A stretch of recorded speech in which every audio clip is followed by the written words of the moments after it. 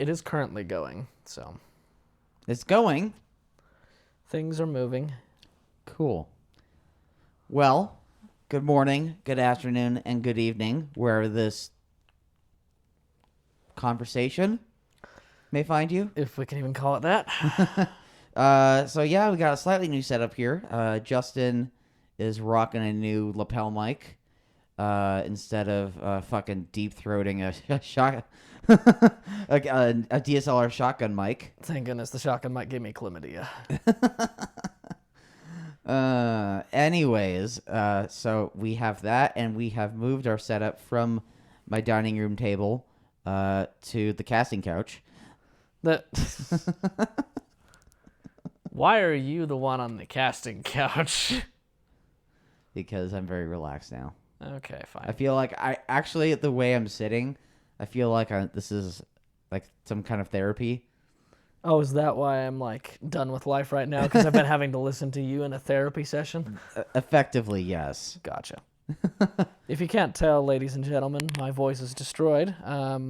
Over the weekend, a sore throat decided to become a halfway lost voice. We'll see if it finishes this podcast. Well, that and you and I had a fucking 3-hour conversation last night trying to organize our MULA trip. By the way, that's still happening. We're meeting up.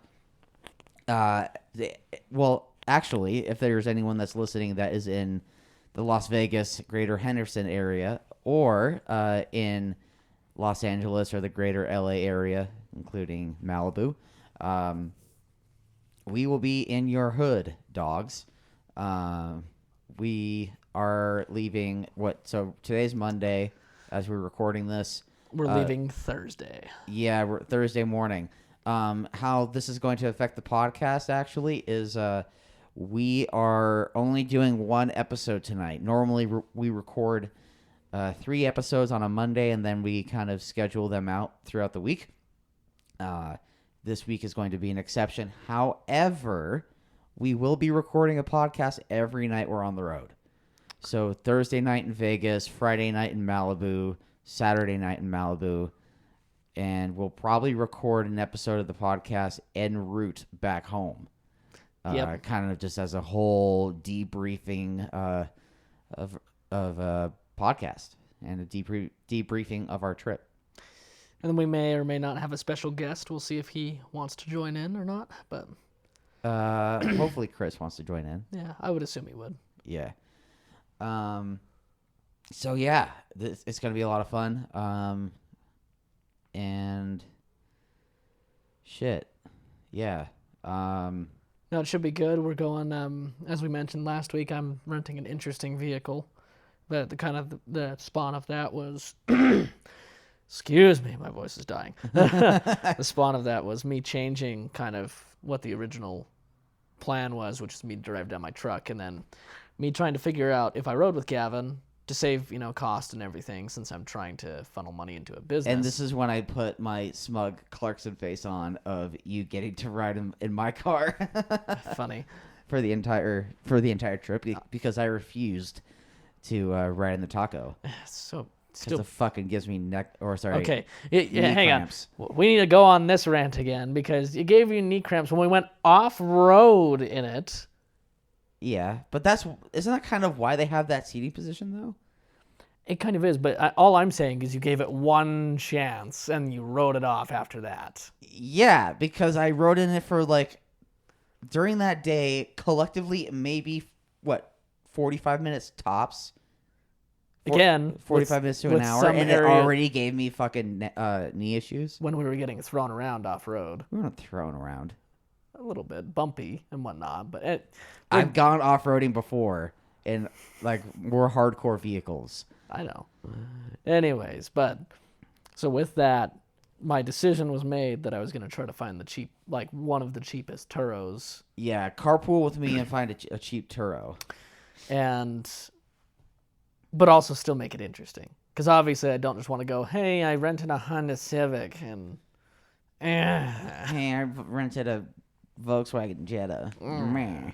Exactly. Or a Smart 4.2. So the lucky thing is, needless to say, this vehicle's more than... interesting. It should be actually very good and very fun to kind of play around with on this. But yeah, so we'll have to see how that goes. But yeah, so we're making it to Vegas on Thursday, filming a thing there. Filming. Can we talk about the thing? Do you want to talk about the thing? You go ahead. You know more info on it than me. So, shout out to the almighty Stephen Postone down in Henderson. He used to live in Pasadena. Last time I met up with him and saw him, he had a C7 Z06 that was modified and was making over 700 horsepower at the tire.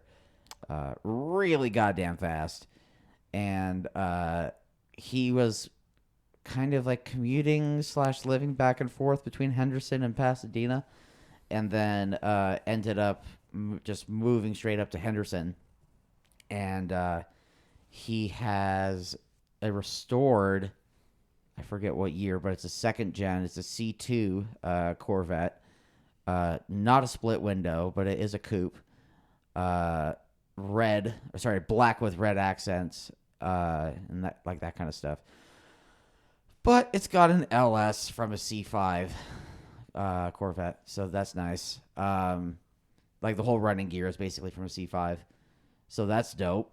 And Justin and I are going to be driving that and doing a review on that. And our plans as of now are to basically we're making a whole video, like a whole road trip documentary / car reviews that are mixed in there. This is going to be a really interesting edit for me to kind of sort through. So that's happening Thursday when we get down there, and possibly Friday morning before we head out to LA to pick up your Turo, my Turo, and to kind of carry on with the rest of the trip. Yep, and then on Saturday's the actual event. We're going to be doing a big old drive, starting off in Thousand Oaks and going all the way up to Ojai and around to, the next stop. Well, it's like Wheeler Springs, Fraser Park, but it's this road called the 33. I don't know if there's any other kind of name for it. How we have Wolf Creek Pass and East Canyon and that Big Cottonwood Canyon. I don't know if there's a name for that canyon. Yeah. But effectively, it's East Canyon stacked on top of Big Cottonwood Canyon as far as elevation gain is concerned, and the distance of the drive and the views are concerned. It's really interesting. It's about a 200-mile loop. The whole loop of out there and coming around back is just a hair over 200 miles. Yep. And there's a lot of great twisties and a lot of great corners there. I drove there a 718 Cayman with our buddy Jordan. Shout out to him. And that was in January. And then the last time I went there before that was with Everyday Driver, shooting a 2014 Evo, a 2010 GTR, and a 2014 GTR. And that was the thing of kind of me coming along and helping on that. So when we were with the Porsche just recently, there was just a really cool feeling of, hey, this is actually my thing that I'm leading myself, and this is kind of my gig. But when I went with Everyday Driver, that was 5 years ago. That's now over 5 years ago. So it's just interesting to see, what's happened between then and now. It's an interesting dichotomy there. Many, many, many things. Many things. So, but yeah, and then we're just turning and burning on Sunday and getting back home, effectively. So yeah, there is a Cars and Coffee at Art Center, which is going to be super dope. For those that don't know what Art Center is, it's basically, if you want to get into car design, it's basically the Juilliard of car design. Yeah. They have all the tools and all the connections to get you where you need to go in the automotive design world. But they also have actual other arts there as well, such as photography and painting and like all sorts of crazy shit there. So, there's always an insane Cars and Coffee. It's a typical SoCal Cars and Coffee. Is going to be there's probably going to be Koenigsegg's there. It's like one of those things. I know. Yeah, I'm excited. Oh yeah, me too. I've never seen a Koenigsegg actually. Neither have I. Seen Pagani's. I sat in one once, but I've seen Bugattis, both Veyron and Chiron. Never a Koenigsegg. They're kind of yeah. They're kind of a little more elusive, They definitely are. especially than the Bugatti. There's a decent amount of Bugattis. Yeah, yeah. If you go on like a Gold Rush rally, or if you go to like the Sun Valley Tour de Force, They're just a it's staple. just like It's like it's almost like Camrys. It It's just kind like, of is. I don't really It's the give a shit. Camry of the supercar world. Kind of, yeah, a little bit. But yeah. So that's what's happening. So Justin, you basically just got sick this weekend. Is that your weekend update? My weekend update is I did 2 jobs for 2 great friends and people that go to Park City Cars and Coffee on an Audi RS5 and a GL63 AMG. Well, the GL63 AMG owner is the same guy that had this really dark green V8 Vantage coupe, convertible, with this like saddleback interior and a stick. Yeah. Oh, such a good car. Yeah, and he refers to the GL63 as his tow vehicle. It's great. Well, yeah, because first of all, shout out to Brent Hoover, love you, buddy. He's like really into vintage air cooled 911s, like G body, like racing, and so that's kind of his thing. Yeah. Yeah, like with the full on, the 70s and 80s like tobacco company livery. Oh yeah. Like Benson and Hedges, like that kind of shit, which is always cool to see. Yep. Did that on Saturday, and then yesterday just did friends' cars. Basically, he just called me and was like, "Hey, I want to clean me and my wife's car as a surprise for her," and it's totally kind of last minute random. And then here we are now after like a half bottle of NyQuil later and me dying. Ugh, yeah. Yeah. So my Saturday was shooting a 370Z Nismo and a Focus RS up in Logan Canyon. A couple of guys wanted some photos and kind of killed 2 birds with 1 stone.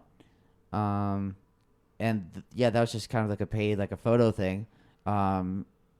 But Mitch, the guy with the 370Z Nismo, he's a super cool dude. He's one of my favorite like Logan car people. Yeah. And I actually know him from the Volkswagen scene, from having like R32s and Mark 6 Golf Rs and stuff. Okay. But so he has that Nismo, and it's funny, that car has like, it's a 2015. It has like 11,000 miles on it. Jeez. He just got it. He picked it up. Somebody did not drive it. Somebody did. Yeah, not at all. So yeah, that was an interesting experience driving that, because I've never actually driven a stock 370 of any kind. Yeah. I drove like that Stillen supercharged, like the Vortex supercharger one. Actually, ironically, my friend, his car is a 2009 Infiniti G, whatever the equivalent of the 370. G37X, Mm-hmm. or whatever. Yeah. My dad had that, Yeah. or had the all-wheel drive version. Mm-hmm. But all of those, it's very rare to find a manual one of those. Yes. And all the autos are fucking garbage. Terrible. Not even just from like a maintenance standpoint, but just from like In general, just functionality. Yeah, it's not very good. Yeah. It's funny because my dad went from that into an Audi TTS with DSG, Went from like, yeah, here's like the very worst of dual clutches, and then here's like basically almost the best of dual clutches. Just in one jump. But yeah, that was a really fun drive though. I got to drive Logan Canyon in the fall colors with the 370Z. Third gear feels quite long. Third gear maxes out at like 95. So if you want to go to 100, just hit fourth. Really. Oh, okay. Good to know for when I never drive a 370Z. You should. It's a lot of fun. I'll have to try them out. I've never been super impressed with most of the regular Nissan products. Like as far as anything, south of a GTR type status. Oh, yeah. The thing about a 370Z is that you do kind of feel the weight of it, but it's still willing to rotate though. Yeah, and I'll give Nissan this. And the geometry, it handles very, very well, all things considered, with the extra little weight issue. And I'm going to get into an interesting thing right here. My opinion of Nissan's kind of interesting because as far as their V6 engines go, they're great. They don't really have any problems. They're fine. Transmissions have always been lacking, but they're finally starting to catch up. Their manuals are fine. Yeah, the manual's fine, but mainly the automatic or automated ones, whatever you want to call them. Sure. Because they went so hard into the CVT garbage. Oh my God. Yeah. Anyways, but especially like any G series or any of the standard Infiniti or Nissan lineup that I would sit in, there's two things I would get away with. Number one is I can kind of see why some people would like driving them, because even all the Muranos that I've driven, they have this weird sense of like mechanical stiffness to them. Being a driver's car, kind of? I wouldn't even call it that, because it's more just like solidity. Oh, interesting. Like through the mechanical controls, mainly like the steering and just the way it's very weighted. Not necessarily in a way of like feedback weighted for handling purposes. Right. But just like it feels solid. And so I'll give them that. I kind of see why some people like them, because they have this odd solidity about them, even in the smaller cars. Yeah. Question. Yes. Who would you say is the Japanese BMW? Would you consider Infiniti that? Because I feel like they were at one point and they've lost their touch. Oh, they have. I actually watched a couple of videos on them recently, because... And maybe it's Acura? It's definitely not Lexus. It's definitely not Lexus. Although the GS I would say, is fucking rad. I would say Lexus is closer to the Mercedes of Japan. And I would probably say... Acura actually is closer to the BMW. And I don't know. I didn't even know if I could categorize Infiniti, because at this point their platforms, they're so beige right now. They're just so beige. They're so out of, like, they just haven't been redesigned or touched in so long. Yeah, if you buy a new Q60, it's basically G37. Well, yeah, and from 09. It is, yeah, and not to really, like, to kind of shout out, one of the videos I watched recently was Doug DeMuro with the new Q60 400. Oh yeah, and pointing out a lot of really terrible design decisions trying to keep it relevant. Oh God. So it has two touch screens that both do completely different functions and are only slightly connected. So you input everything Honda on... has that too, though. But they're in a weird way. But they're actually like kind of designed together, so they implement well. These are like, okay, top screen is literally the same nav screen you would get in 09. Terrible graphics, old school. Bottom screen is laggy, unresponsive, slightly new-looking 2013 tech. Jesus. It's horrendous. My God. And so like, but the weird thing is, since they eliminated the scroll dial to a degree that would control the top screen, the only way the two screens interact is you enter the destination on the bottom screen to get to the top screen. Oh my God, really? Mm-hmm. And also, like, there's some other functions that, for some goddamn reason, only go to the top screen. Like, it is so out of whack because of the fact they've tried to just, like, keep this platform rolling. for so many years. And the gauge cluster is practically the cluster you would get from 2009. I mean, Right. it's been stylized a little bit, but that's about it. Sure, like maybe the background color is a little different because they've had like that purple gradient into black or whatever. Yep, and then I believe it even still has like the red displays, the red dot matrix. Yeah, It's sad. that's just unfortunate. They've basically redone the exterior as far as looks go. They've just like tweaked it, and that's about it. And obviously they put new engines in. I was gonna say they have their 3-liter turbo. Yeah, so I mean, obviously it's got a ton more power, and their transmission technology has improved a bit. But then they also have their steer-by-wire Yeah. system, which is also horrendous. Well, yeah, at this point, like they had a similar revolution to like what Toyota and Lexus had back in the 1990s. In the early 2000s, Infiniti launched, when they first launched the G series, just they fucking killed it. Yeah. And they really did. And then they've fallen from grace so far. I mean, I liked the G37 was a great car when it was new. Just a great GT, not too hardcore, something you can definitely live with every day. A good entry-level luxury sports car. Yeah, I would say that. And then they just went nowhere with it. And then they made just all the wrong decisions and choices. I mean, like, for a minute there, they were practically CVT everything in everything.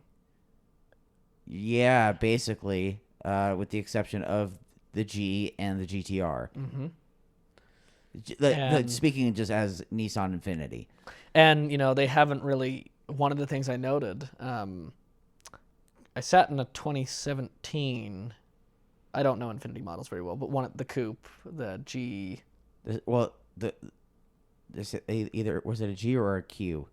Oh, it was a Q. The Q60 is Q60. Q60 is the coupe. The Q50 is the sedan. Gotcha. The Q60, I sat in a 2017, and I noticed that in my friend's G37, the 2009, Yeah. the door panels are still the same plastics. Oh yeah. Like they've changed. They have a much nicer leather on them now. Sure. But like, there's some things that if you trace it back to even the very early Gs are still the same. The wiper stalks are still... I mean, if you think that's bad, I mean, a 2017, 2018 GTR still uses the same, like, heated seat buttons and the same stalks. Oh, and yeah. Like, it's all the same parts bin. Yeah, And that's on the GTR level. I know. I mean, someone that I just shot his car... That was probably $115,000 car with the same shit as a car that's now worth $15,000. Yeah, and I think this goes across not just Infiniti, but also Nissan in general. Because you look at, like, for instance, I know you have an endearing love for the Frontier, and I get it. It's a nostalgia. But I full on admit that, yeah. It was also, like, nothing ever went wrong.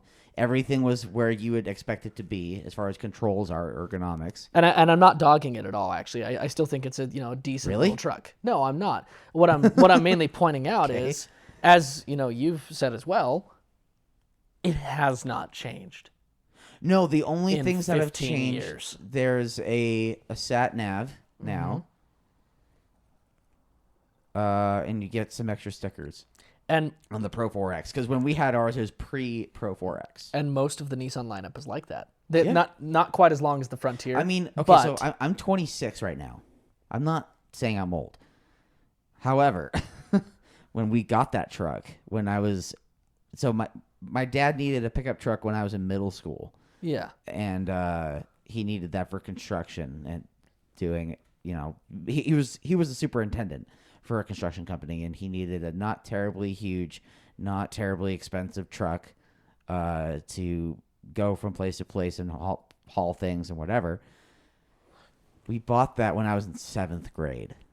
So it's been a minute.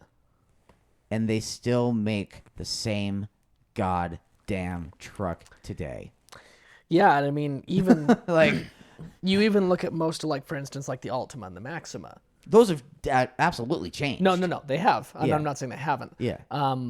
But their design iteration lengths are still much longer. Like, they're the time that their platform lasts. Yeah, like Maxima and Camry Like Camry has been like really Camry seems to be about every 3 to 4 years. There's a generation change. yeah, and like Accord is the same way. Yeah, Whereas it seems to be about 6 to 7 with the Nissans. yeah. You can kind of tell that the company doesn't have nearly the sales that the other companies do, and you can kind of tell. Yeah, because you it kind of trickles down to the point where they have to make decisions like that. They've also had just really shitty leadership. Shitty leadership and also some shitty products to a degree. Like they've had some like their early gen CVTs were not even just horrendous to operate, but just boom, atrociously unreliable. Oh yeah, no, I mean you would be blowing CVTs at 50,000 miles. Yeah, and they've improved them, but they still haven't quite fixed them. Yeah, all the like way. the NV200 that I drive every day.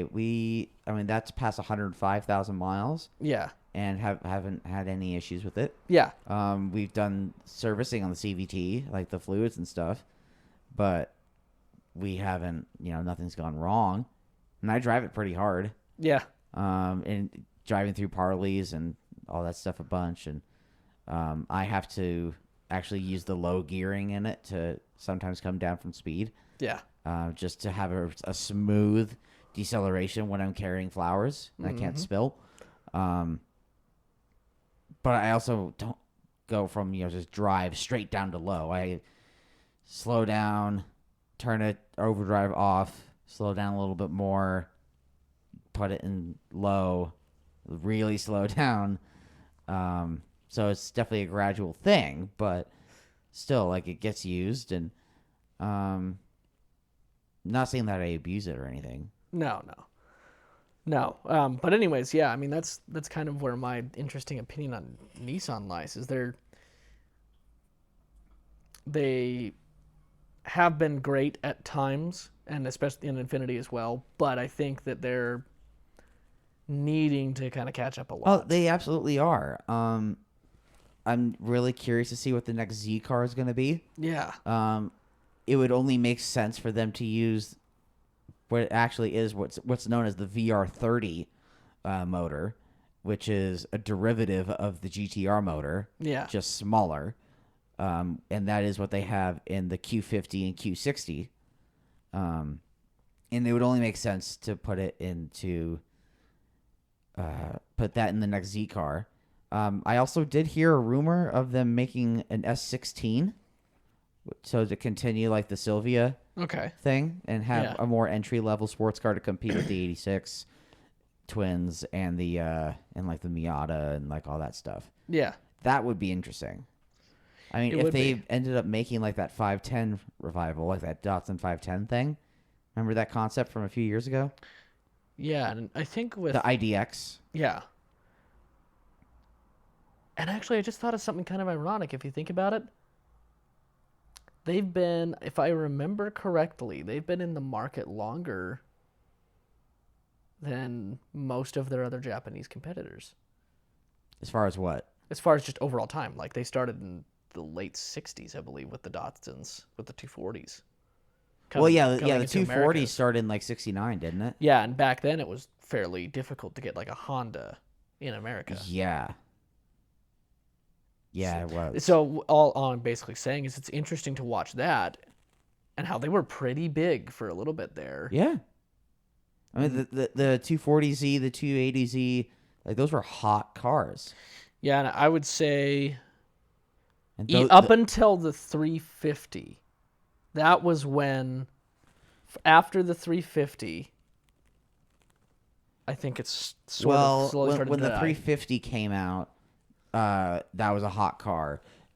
Yeah. But that only lasted from like what, 02 to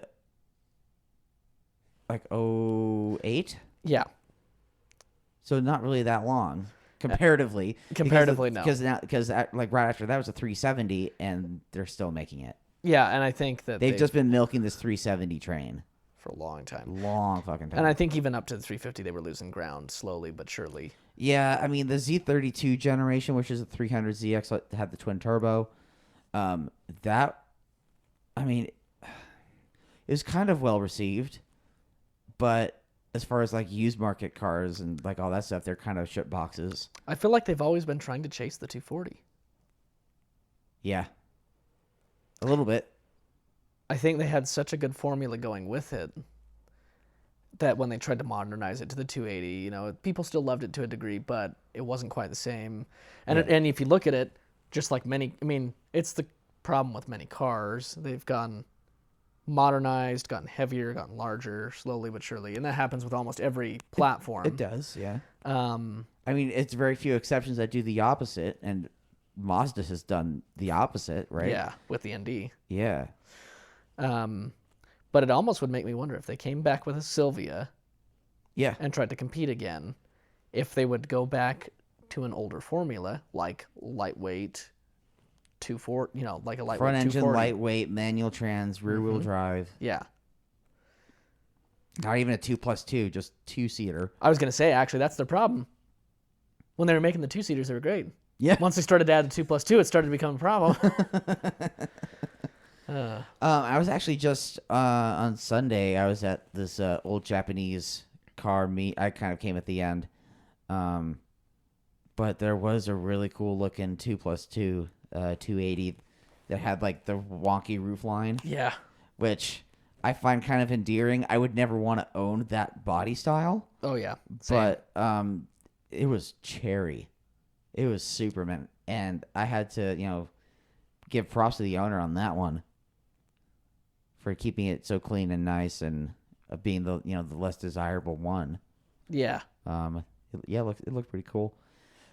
But yeah, that was an interesting little side tangent. That was a very long little side tangent. Yeah.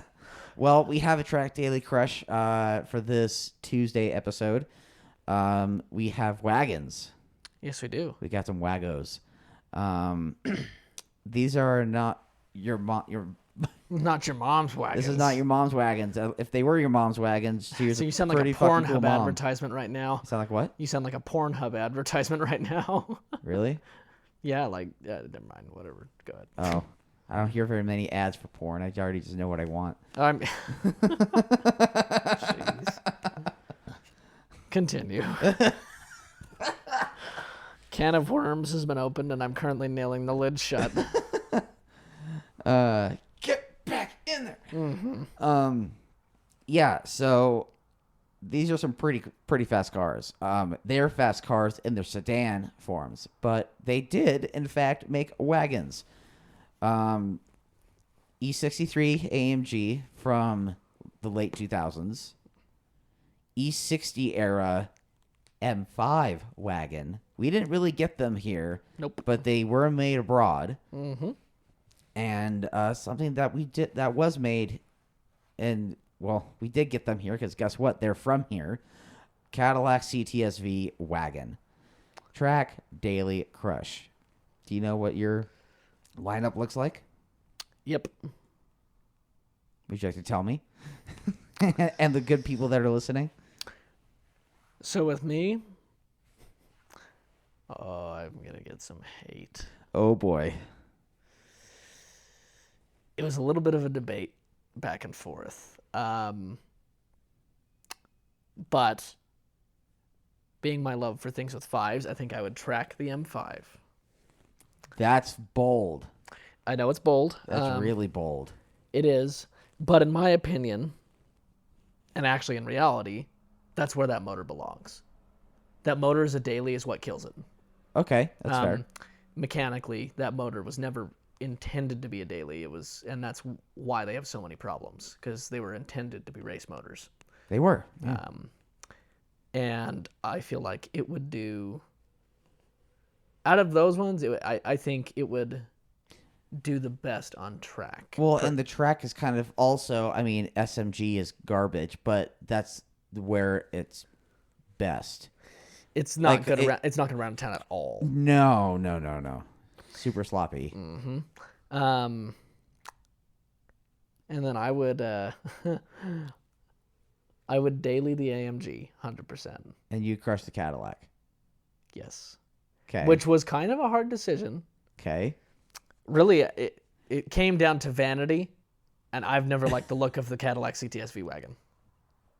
That's fair. That's understandable. The interior isn't that great. Not compared to the AMG, no. Yeah.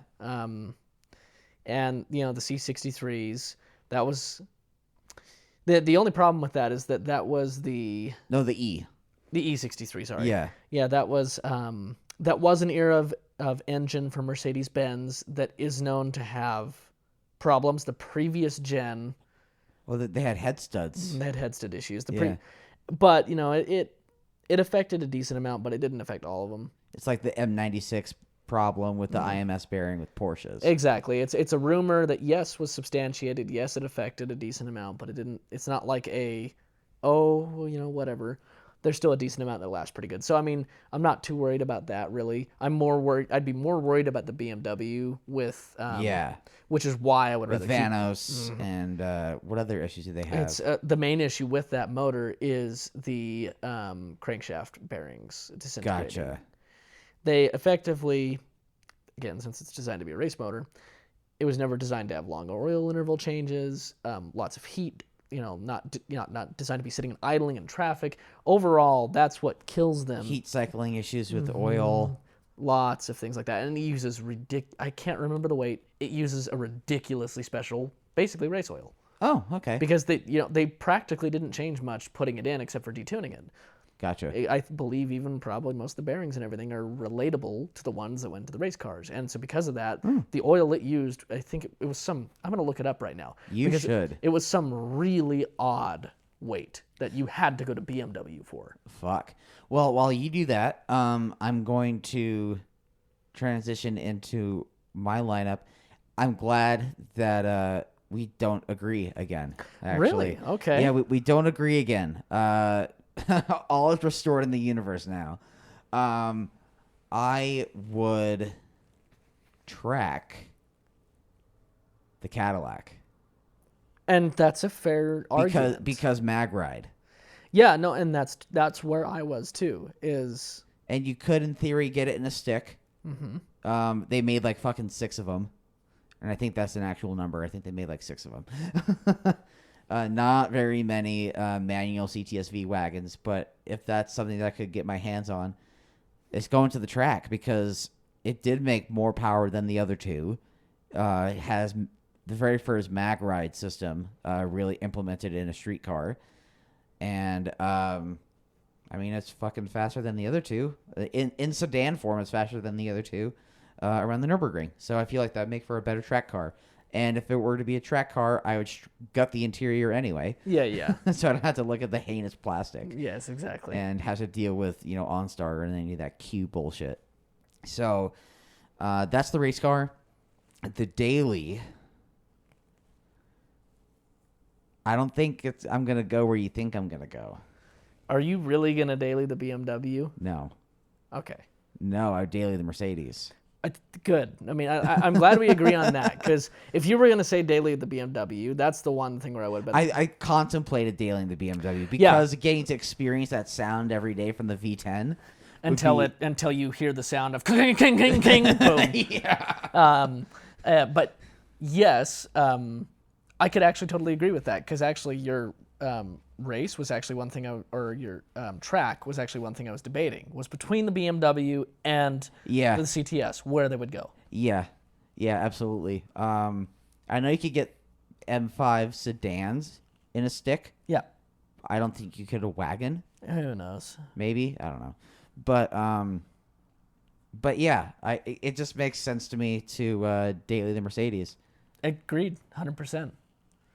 It's just the better, potential daily. I mean, because the CTS-V wagon is smaller. It doesn't have much of a wagon back compared to the other two.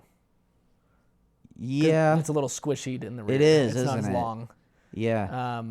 It's also not as comfortable as the Mercedes. Those Mercedes of that era were about halfway in between. Now they're getting fairly hardcore, but BMW and Mercedes have kind of swapped over the last probably 10 years as far as like which one's the actual ultimate driving machine. Yes. And which one is more tech filled and comfy and cozy and removed and isolated from the experience. And guess what? The BMW is the latter now. Yeah. More or less. Very much so. Agreed. And this was in an era where we were in between that with Mercedes. Because you had the earlier Mercedes, which were much more soft. Oh, yeah. Like back in the 55 motor era. Yeah. And then you have this generation, which is a good mix between the two, but still, pretty deep seats, not heavily bolstered. Yeah. And really comfortable. And then you have now where they're like, you can get practically track seats in your E63. Yeah. So, no, I'm glad we agree on that. And I looked up that oil weight. The oil weight was 10W60. That's your factory oil for your E60 M5 V10. God damn. Mm-hmm. That's insane. Yep. Yeah, wow. And that's, again, all leading up to the reasons that car had its downfall is simply, lots of people would claim it's bad design. I don't necessarily claim it's bad design. I claim it's bad overthought as, we're putting a massive V10 race engine into a street car and then not thinking of what that would do to things like bearings that are normally replaced on a race engine after 2 to 3 races, or oil that's changed every race, or et cetera, et cetera. So that's funny. I was debating, and it's probably just pure chance that we didn't end up on the same one. It might be pure chance, because I was pretty close to calling CTS on the track, because it would be a damn good track car. Hell yeah, it would be. I haven't seen any wagons out there, but I have seen like that same gen of CTS-V racing out at UMC. Yeah. And yeah, people getting pretty squirrely out there. Oh yeah. In those, but that would be a fantastic track car. That'd be great. I mean, that was the main generation that finally started to set Cadillac apart, because that's the second gen CTS-V. Because it is. The first gen was still kind of shitty. It was garbage, yeah. Uh-huh. I mean, that's when Cadillac, and honestly, a lot of more of the American manufacturers became actually legitimate. That's when the ZR1 came back. Mm-hmm. That's the CTS-V was out. You had the Boss 302 following shortly after that in like 2011. It was, yeah. I mean, they were still being made at the same time. Mm-hmm. The Boss 302 and the Laguna Seca, that was coming out. The GT500 wasn't great, but yeah, that really fast. Yeah, that gen of GT500 was still just a straight line car, more or less. Yeah, because it's still solid rear axle. Mm-hmm. And then the platform that ended up becoming the Chevy SS was out. The Pontiac G8, the GXP. Mm-hmm. Yeah, there's some good cars that were coming out at that time that I don't necessarily think got the recognition they deserved. They also came at a time when like the whole recession was happening. Yeah, you could buy Ferraris at like $50,000, like Ferrari 360s or whatever. Yeah, they came at a shitty time for sure. I know. It really is too bad. But okay, that was an interesting TVC.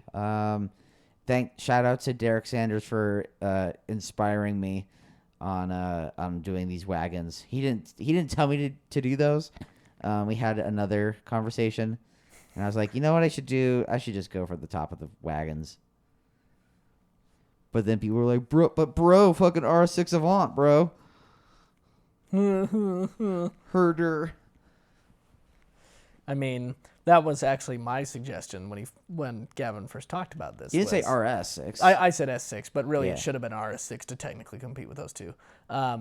It's just such a go-to like answer for so many people. Just like, I don't know, it takes out anything interesting about it. Yeah, this is the previous gen RS6 though. So not right now the C7 was the one that like is like the Halo twin turbo V10 V8 in the new one, in the one that. What I'm saying is the hype that you're talking about is the C7. Okay. The C6 never quite had the same hype. Gotcha. That you're talking about. I still like the C6s over the C7s. They're more rare. I am 125,000% the opposite. I think they're cool. Because you don't want to have to work on a fucking twin turbo Lambo motor? Actually, no, I wouldn't mind that part. I just hate the god-awful design of the C6. Oh, interesting. It's way too bulbous. It looks like a fucking stretched Audi TT. In my opinion. I like the TT, so that makes sense then. Oh, boy. I'm talking original Gen Audi TT. Oh, okay. Oh, wow, we've gone retarded here. Okay. I mean, Well, the first gen TT was actually somewhat groundbreaking as far as automotive design. It was. Yeah, that's actually a really important car. It is, and I had They're slow. They're not good cars, no. but design wise, on the exterior and interior of the car, it pushed things forward. It did, and like most things that push things forward, it's fairly not liked by an okay amount of people now. It's not, regarded as a beautiful car that's aged well, is what I'm getting at. Yeah, I mean that's a lot of cars in the early 2000s, though, right? Yes, a lot of them. Like 996. I was actually just gonna say that same thing. Your hatred of 996, or not hatred, but dislike to a degree. They're good sports cars. They're just not very good Porsches. Yeah. I'd own one. I would so own one. Yeah, so would I. Really? I've looked at 996s before, because they're the only ones that are still fucking make any sense to buy. None of the rest of them, of the rest of them make a damn lick of financial sense to buy at the moment. I still keep on laughing when people say like, "Oh yeah, like a 78 911." It's like, "Oh, 30 grand. That's not even that much." I'm like, ah. Well, you say that, but they're not wrong at the moment. Well, I mean, that's a $15,000 car. I'll argue that until the day is long. And I agree with you, but the market doesn't agree. The market doesn't agree with me. The market can fuck itself. Agreed. Fuck the market. Fuck the market. And on that note, and on that bombshell, on that terrible disappointment, we are sorry for this train wreck that has happened. Thanks for listening. We are on Spotify. We are on Google Play. We are on iTunes, like the podcast iTunes thing, whatever they're fucking called, Apple Podcasts. Stitcher. Shout out to us if you're listening to us on Stitcher. But yeah, if you have an idea for a Track Daily Crush, feel free to hit us up. We are on the Instagrams. We are on the FaceTubes and the Facebooks and on the YouTubes and stuff. We have this MULA video that's going to be coming out fucking after we actually do the thing. I'm, as far as 2019 is concerned, I'm not putting deadlines on shit. We don't know. Yeah. It's going to come out sometime in 2019, probably sometime in November. I don't know, whenever the fuck I do it. Yeah. I'm kind of burnt out on timelines. But I did say, though, at the beginning of the season, if I'm not burnt out by October, then I would have disappointed myself and I did it wrong. And looks like I did it right. Yeah. At least I worked as hard as I wanted to. So yeah. That's good. Have you got anything to plug? Anything to talk about? I'm going to plug NyQuil for their great product. Hell yeah. Shout out to NyQuil. But other than that, no, you've pretty much plugged all the plugs, so. Cool. All right. Well, okay, the next time you'll be hearing from us, I'll just be uploading podcasts as we record them, basically. Yeah, because we'll just be in Vegas. Yeah, you will hear from us after we've driven an LS swapped C2 Vet. C2 Vet. An LS swapped Corvette, bro. I know, right? Wait. What? Wait, hold on. Yeah, no, you'll be hearing from us after we check in Henderson before we make our way to Malibu. So until next time, I've been Gavin. And I've been Justin. And this has been the Exhibition of Speed podcast. Bye-bye. Bye.